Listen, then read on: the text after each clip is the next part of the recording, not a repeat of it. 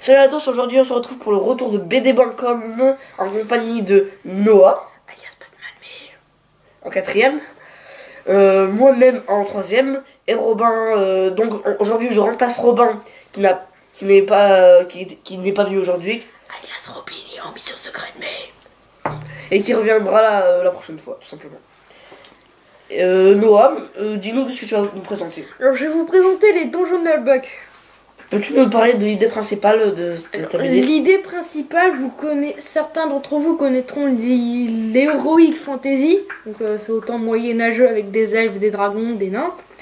Et ben là c'est un groupe d'aventuriers, pas comme les autres, tout simplement.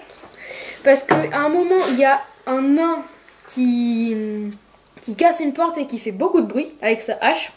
Et il y a le ranger du groupe qui dit au nain: pourquoi tu casses la porte? Notre but c'est d'être discret. Et ce nain répond: de toute façon cette connasse d'elfe a déjà tout niqué en toquant à la porte. Merci Noah, peux-tu nous parler des personnages maintenant? Alors la bande a changé parce qu'il y a eu des fois des morts, hein. C'est quand même des aventuriers. Donc elle est composée d'un barbare, alias un paysan pour le ranger, composé justement d'un ranger qui se prend pour le chef du groupe, d'un nain qui est l'elfe, d'une elfe qui est le nain, d'un ogre qui a toujours faim, et d'une magicienne, avec un voleur. Le voleur, on l'entend pas beaucoup. Peux-tu nous dire si c'est des gags de 1 ou 2 pages comme Titeuf, ou des albums complets genre comme Astérix? Aucun des deux. Parce qu'en fait, une BD représente un chapitre. Et en fait, toutes les BD, donc à peu près 24 à 27 BD, et il y a 24 à 27 chapitres. Ah, c'est la suite d'une histoire. Voilà. À chaque fois, c'est la suite de la BD précédente. Et ça se suit, et c'est pour ça que c'est super marrant. Parce que du coup, on a les aventures en continu des aventuriers. Peux-tu nous dire le début de l'histoire? Alors, le début de l'histoire, c'est le groupe n'est pas encore formé, c'est le ranger devant la porte du donjon qui fait: oh là là, on se les pèle ici. Et ensuite, le groupe se constitue. Donc voilà. Simplement. Et après, ils entrent dans le donjon pour accomplir leur quête. Quelle est leur quête? Alors, un mage leur a demandé d'aller chercher la 12e statuette de Gladolfura pour accomplir une prophétie dont le rituel est très étrange.